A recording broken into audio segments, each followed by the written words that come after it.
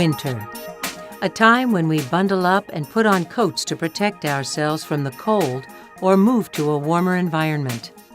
Even animals and insects protect themselves from the cold weather. Nature has equipped them with unique ways to avoid freezing temperatures, which most certainly would kill them. Many mammals grow heavy winter coats. Bears hibernate. Fish slow down their metabolism. Some birds migrate south.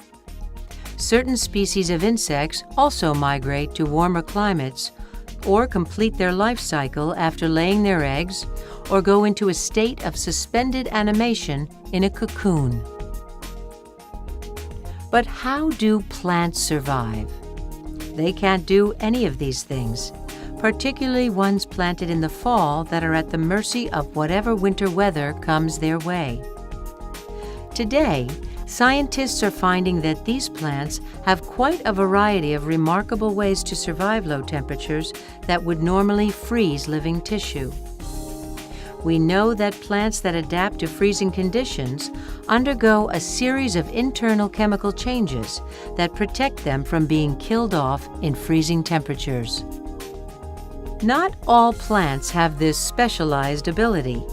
Some, like tomatoes or corn, will die before temperatures ever reach freezing. Others can survive freezing and temperatures significantly colder. Why, some trees can even withstand temperatures down to -40 degrees without dying. We know that plants, both wild and cultivated, sustain all other life forms on Earth. But the ability of plants to adapt and survive freezing temperatures is especially important to animals and to humans.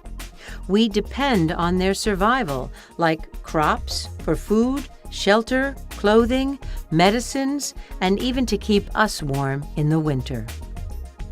Over 240,000 farms in the U.S. produce wheat, a mainstay of the American diet. Wheat is milled into flour to make bread, cookies, cakes, pasta, and even the crust for pizza. Farmers grow two types of wheat. One type is spring wheat, which is planted in the spring and harvested in the late summer in places where the winters are just too harsh for the other type, winter wheat, which is planted in the fall and harvested in the summer. The advantage that winter wheat has over spring wheat is the fact that the winter wheat typically will yield a third more in yield production than spring wheat. It is winter wheat that possesses the unique ability to survive the winter and freezing or below freezing temperatures. Winter hardiness is a major concern as a wheat grower. We are planting all of our winter wheat into a no-till situation, and sometimes those situations don't have a lot of top residue left, so there is very little to protect that early seeded wheat in the fall. So it becomes an issue of whether or not we get enough snow cover during the winter months to protect or create a blanket of insulation for that young crop. If that doesn't exist, we have a very high risk of losing that crop to winter kill. The more scientists learn about what happens inside winter wheat plants when it freezes, the better they are able to manipulate the genetic makeup of the plants to develop varieties that are more winter hardy. The section of the wheat stem that sits just below the surface of the soil is called the crown. It is key to the plant's survival since it has all of the cells important for the plant to resume growth in the spring. If the crown survives freezing in the winter, then the entire plant will have a good chance to survive and begin regrowth in the spring. All kinds of changes go on inside the crown as the plant prepares for the onset of winter.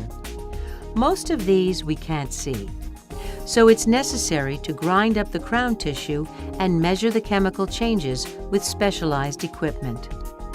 Some of these changes are essential to the plant's survival in the winter, and some are just reactions to lower temperatures in the fall. For scientists, the trick is to figure out just which changes are essential so that the genes that control them can be incorporated into winter wheat varieties.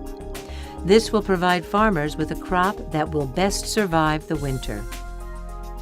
Today, scientists are using special 3D imaging equipment and techniques to get a closer look at what happens inside winter wheat plants after being frozen. They hope this helps pinpoint exactly which parts of the crown are critical to the plant's survival. Global warming and climate change is expected to favor the expansion of winter wheat into areas that were previously too cold to produce it.